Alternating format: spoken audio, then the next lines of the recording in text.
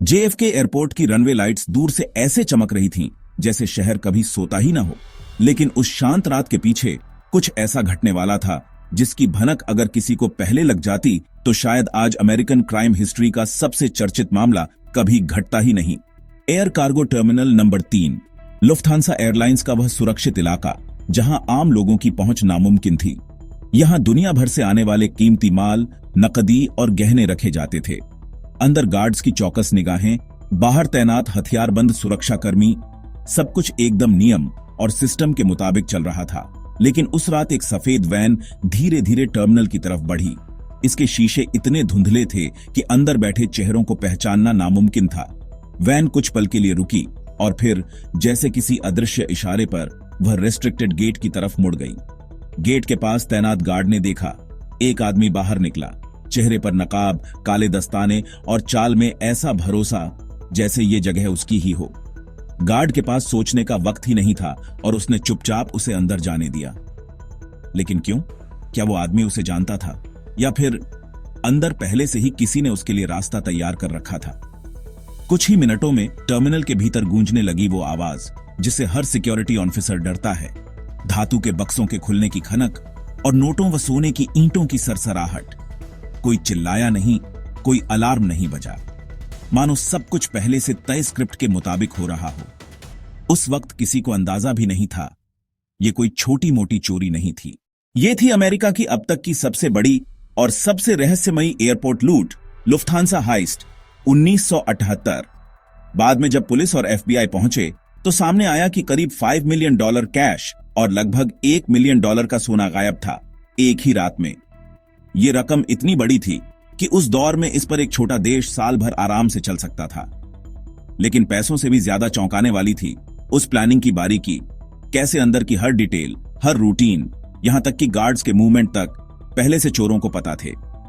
और असली डरावनी कहानी तो इसके बाद शुरू हुई, क्योंकि इस लूट में शामिल होने वाले लोग एक एक करके अचानक गायब होने लगे। कभी किसी की लाश दूर जंगल में मिली, कभी कोई कार के अंदर जमी हुई हालत में, और कुछ तो ऐसे गायब हुए जैसे कभी थे ही नहीं। कहते हैं लूट के मास्टरमाइंड जिमी बर्ग को शक था कि अगर टीम में से कोई भी पकड़ा गया तो सब कुछ खत्म हो जाएगा, इसलिए उसने एक एक कर सबको चुप करा दिया। लेकिन कहानी यहीं खत्म नहीं होती, क्योंकि कुछ साल बाद उसी टीम का एक आदमी, हेनरी हिल, एक छोटी सी गिरफ्तारी के बाद एफबीआई का सबसे बड़ा हथियार बन गया। उसने वो सब बताया जो अब तक बस अटकलों में था। कौन था उस रात, किसने क्या किया और कैसे लुफ्थांसा हाइस्ट की चमकदार जीत खून और डर के साए में बदल गई। हेनरी की गवाही ने जिमी को जेल के पीछे पहुंचा दिया। लेकिन असली लूट, वो कैश और सोना, आज तक किसी के हाथ नहीं आया। कुछ कहते हैं वो विदेश भेज दिया गया, कुछ कहते हैं न्यूयॉर्क की किसी पुरानी इमारत के नीचे दबा है।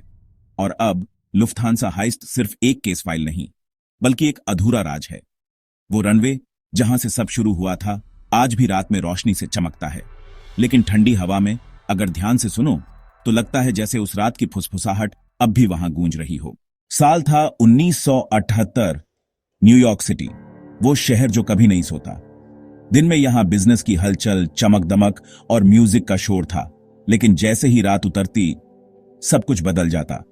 नियॉन लाइट से जगमगाती सड़कों के पीछे अंधेरे में चलता था एक खेल, पैसा, पावर और डर का खेल।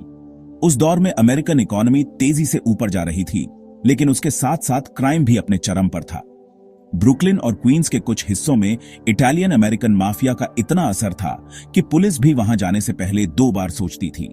ये माफिया गैंग सिर्फ सट्टेबाजी या शराब की तस्करी तक सीमित नहीं थे, बल्कि एयरपोर्ट कार्गो चोरी में भी माहिर थे। और जेएफके एयरपोर्ट उनके लिए सोने की खान था। John F Kennedy international airport उस वक्त दुनिया के सबसे व्यस्त एयरपोर्ट्स में गिना जाता था।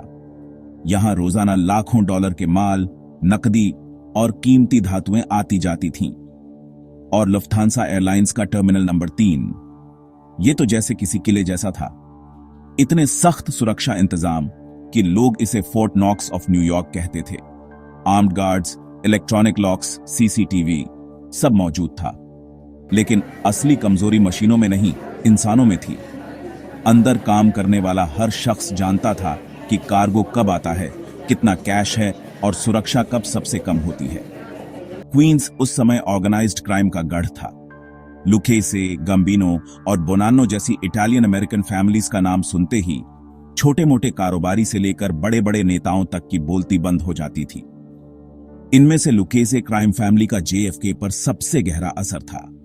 उनका नेटवर्क इतना गहरा था कि कार्गो टर्मिनल के अंदर से लेकर बाहर पार्किंग तक उनके आदमी मौजूद रहते, कभी वर्कर के रूप में, कभी ड्राइवर के रूप में और कभी सिक्योरिटी गार्ड बनकर। 1970 के दशक में एयरपोर्ट कार्गो चोरी न्यूयॉर्क में कोई अनसुनी बात नहीं थी, लेकिन ज्यादातर वारदातें कुछ $1000 या कुछ लग्जरी आइटम्स तक ही सीमित रहती थीं। किसी ने सोचा भी नहीं था कि एक दिन कोई इतनी बड़ी चोरी करेगा कि एफबीआई के रिकॉर्ड हिल जाएंगे। दिसंबर 1978, न्यूयॉर्क की सर्दी पूरे जोर पर थी। जेएफके के आसपास की सड़कों पर बर्फ की हल्की परत जम चुकी थी और हवा में धुंध की पतली चादर। ऐसे मौसम में अक्सर सुरक्षा ढीली पड़ जाती, ठंड में लंबी जांच कम हो जाती, गार्ड्स चाय कॉफी के लिए अंदर चले जाते। शायद यही वो मौका था जिसका इंतजार किसी को महीनों से था। लुफ्थांसा कार्गो में काम करने वाले कुछ लोग आपस में धीमी आवाज में बातें कर रहे थे। कहा जा रहा था कि एक शिपमेंट आने वाली है जिसमें लाखों डॉलर की नकदी और सोना होगा। कोई पक्का नहीं जानता था कि यह महज अफवाह है या सच, लेकिन जिसने भी इस खबर को गंभीरता से लिया उसने आने वाले दिनों में न्यूयॉर्क के सबसे बड़े क्राइम का हिस्सा बनने का रास्ता चुन लिया। किसी भी बड़े खेल की शुरुआत एक फुसफुसाहट से होती है और लुफ्थांसा हाइस्ट की कहानी भी शुरू हुई जेएफके एयरपोर्ट के कार्गो सेक्शन के अंदर एक छोटे से ब्रेक रूम में। वहां के पुराने धुंधले शीशे वाले खिड़की से बाहर रनवे दिखता था जहां विमान उतरते उड़ते रहते थे। लेकिन उस दिन एक आदमी खामोशी से बैठा था। नाम था लुइस वेर्नर। लुई कई सालों से लुफ्थांसा के कार्गो डिवीजन में काम कर रहा था। उसकी आंखें थकी हुई, चेहरे पर उम्र का असर साफ, लेकिन दिमाग अब भी तेज। उसे हर कंटेनर का वजन, हर शिपमेंट का टाइम और गार्ड्स के पेट्रोल शेड्यूल तक याद थे। और सबसे अहम, उसे पता था कि लुफ्थांसा के टर्मिनल में हर महीने लाखों डॉलर की नकदी आती है जिसे अस्थायी तौर पर वहीं स्टोर किया जाता है जब तक वो बैंक तक न पहुंच जाए। लेकिन लुई के पास एक समस्या थी, एक बहुत बड़ी समस्या। उसकी जिंदगी में जुए की लत ने सब कुछ बर्बाद कर दिया था। महीनों से वो ब्रुकलिन के कुछ बुकमेकर्स के पास उधार में खेल रहा था और अब कर्ज इतना बढ़ चुका था कि उसकी सैलरी भी इसे चुकाने में नाकाफी थी। कर्ज देने वाले लोग उसे साफ कह चुके थे, पैसा लौटा वरना अगली बार हम मिलने नहीं आएंगे, तुझे ले जाएंगे। लुइस जानता था कि उसके पास समय बहुत कम है। वो भी समझता था कि अगर कोई उसकी स्थिति को समझ ले और इस एयरपोर्ट के कामकाज की जानकारी का फायदा उठाए तो लाखों डॉलर का खेल संभव है। यही सोच उसके मन में बीज की तरह उगी, लेकिन इसे अंजाम देने के लिए उसे किसी ऐसे इंसान की जरूरत थी जिसके पास सही लोग, सही संसाधन और सही हिम्मत हो। लुइस का यह राज आखिरकार बाहर आया, और वो भी ब्रुकलिन के उन गलियारों में जहां हर खबर या तो पैसा बनाती है या जान ले लेती है। ब्रुकलिन के एक छोटे से बार में एक बुकमेकर ने शराब के घूंट के साथ एक नाम फुसफुसाया, जिमी बर्क। जिमी बर्क कोई आम आदमी नहीं था। वो लुकेसे क्राइम फैमिली का भरोसेमंद एसोसिएट था जिसके पास चुपचाप, स्मार्ट और पूरी तैयारी के साथ बड़े काम करने की आदत थी। बर्क की पहचान थी वायलेंस के बिना काम निकालना, लेकिन अगर जरूरत पड़ी तो पीछे नहीं हटना। लुइस और जिमी की पहली मुलाकात क्वींस के एक छोटे धुंधले डाइनर में हुई। बाहर सर्दी में बर्फ के हल्के फाहे गिर रहे थे और अंदर हवा में कॉफी और सिगरेट का धुआं तैर रहा था। लुइस की आंखों में डर भी था और उम्मीद भी। जिमी ने बस एक बात पूछी, क्या तेरे पास पक्का माल है या फिर यह बस कोई हवा है? लुइस ने गहरी सांस ली, मेज पर झुकते हुए धीरे से कहा, दिसंबर में एक शिपमेंट आएगा, सीधा फ्रैंकफर्ट से, $5 मिलियन कैश और शायद कुछ गहने भी, सब एक ही कंटेनर में कस्टम्स क्लियरेंस से पहले टर्मिनल में रखे रहेंगे। जिमी चुप रहा, लेकिन उसकी आंखों में हल्की सी चमक आ गई। लुई ने आगे जोड़ा, मुझे एग्जैक्ट टाइम, एग्जैक्ट कंटेनर और गार्ड्स का शेड्यूल पता है, लेकिन मैं खुद हाथ नहीं डालूंगा, बस तुम्हें रास्ता दिखा दूंगा। जिमी ने अपने विस्की का आखिरी घूंट लिया, गिलास को मेज पर रखा और हल्की मुस्कान के साथ बोला, रास्ता दिखाने वालों की कमी नहीं होती, पर तेरे पास जो है वो किसी जैकपॉट से कम नहीं।